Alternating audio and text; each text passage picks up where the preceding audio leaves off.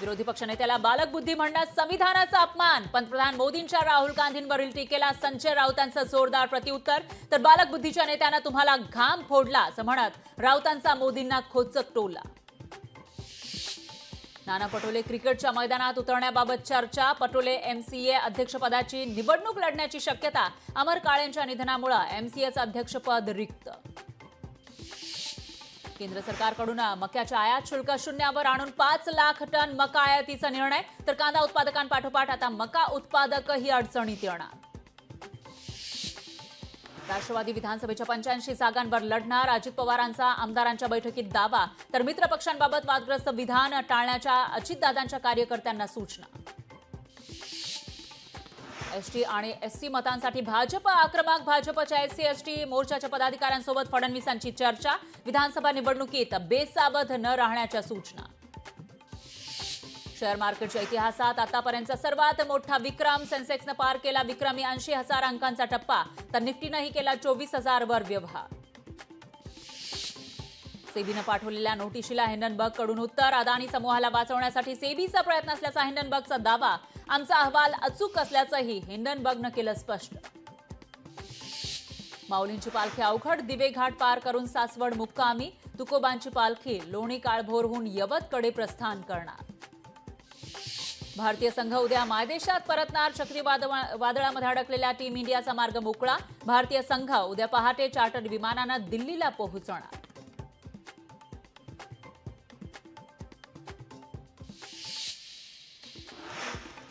राज्यात 40% कमिशन. सरकार कमिशनखोरी वाढली. डेव्हलपमेंटच्या नावाखाली बिल्डरच्या घशात सगळं घातलं जात आहे. विजय वडेट्टीवार यांची सरकारवर जोरदार टीका. शेकापचे जयंत पाटलांना विजयाचा विश्वास. तर शरद पवार यांच्या आग्रहामुळे विधान परिषदेसाठी उभा राहिलो. शेकापच्या जयंत पाटलांचं वक्तव्य.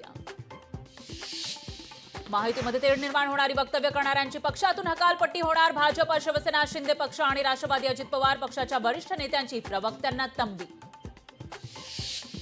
विधान परिषदेच्या 9 जागा निवडून आणण्यासाठी प्रयत्न करा. मुख्यमंत्री शिंदेंच्या आमदारांना सूचना. तर विधानसभा निवडणुकीच्या तयारीला लागण्याचेही आदेश. विधान परिषदेसाठी मवियाची रणनीती ठरली आहे. राष्ट्रवादी एसपीच्या शशिकांत शिंदेंचा निवडणुकीबाबत वक्तव्य. तर निवडणूक बिनविरोध होण्याचीही शिंदेंनी इच्छा व्यक्त केली. कोल्हापुरात गुप्तधनासाठी नर बळी देण्याचा धक्कादायक प्रकार. घरात खड्डा खोदून सुरू होते अघोरी प्रकार. मांत्रिकासह 6 जणांवर गुन्हा. संभाजी भिडेंविरोधात काँग्रेस राष्ट्रवादी एसपी आक्रमक. संभाजी भिडेंनी महिलांविषयी केलेल्या वक्तव्याच्या निषेधार्थ काँग्रेस राष्ट्रवादी एसपीचं पुण्यात आंदोलन. लोकसभेचे विरोधी पक्षनेते राहुल गांधींना पंढरपूरच्या आषाढी वारीचं निमंत्रण. शरद पवार यांच्या उपस्थितीमध्ये प्रणिती शिंदे, संजय दीना पाटील, धैर्यशील मोहिते पाटलांकडून राहुल गांधींना वारीचं निमंत्रण. अकोल्यामध्ये लाडकी बहीणच्या लाभार्थ्यांची लूट. महिलांकडून तलाठी पैसे घेत असल्याचा प्रकार समोर. कागदपत्रासाठी 30 ते 60 रुपये घेत असल्याचं उघड. नाशिकमध्ये लाडकी बहीण योजनेचं पोर्टल अजूनही बंद. सेतू कार्यालयामध्ये ऑफलाईन पद्धतीने अर्ज भरण्याची प्रक्रिया सुरू. मात्र ऑफलाईन प्रक्रियेनंतर ऑनलाईन प्रक्रिया पुन्हा करावी लागणार. नागपूरमध्ये सेतू केंद्रावर मुख्यमंत्री लाडकी बहीण योजनेचा लाभ घेण्यासाठी महिलांची मोठी गर्दी. सकाळपासून महानगरपालिकेमध्ये नागरिकांची गर्दी. अजित पवारांकडून सांगली महापालिकेला 50 कोटी रुपयांचा निधी मंजूर. 15 ऑगस्ट पूर्वी सर्व कामांच्या निविदा प्रक्रिया पूर्ण करून प्रत्यक्ष कामांना होणार सुरुवात. रायगडमध्ये मुख्यमंत्री लाडकी बहीण योजनेचा लाभ घेण्यासाठी सेतू केंद्रावर महिलांची मोठी गर्दी. प्रशासनानं गावोगावी कॅम्प लावण्याची महिलांची मागणी. सोलापुरात शिवसेना जिल्हाप्रमुखाविरोधात खंडणीचा गुन्हा. जिल्हाप्रमुख मनीष काळजेसह ड्रायव्हरवर गुन्हा दाखल. ठेकेदाराला धमकावून मारहाण केल्याचा आरोप.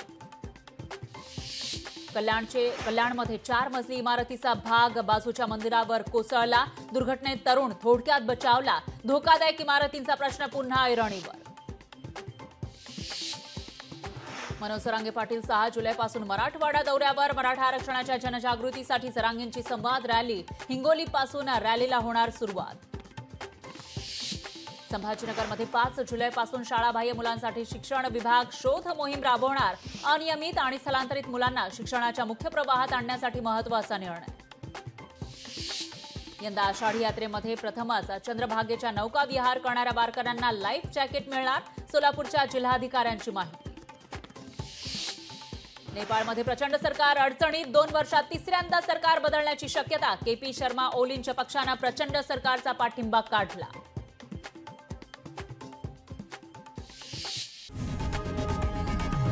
लोकशाही मराठी ऐका, पहा, जागरूक रहा.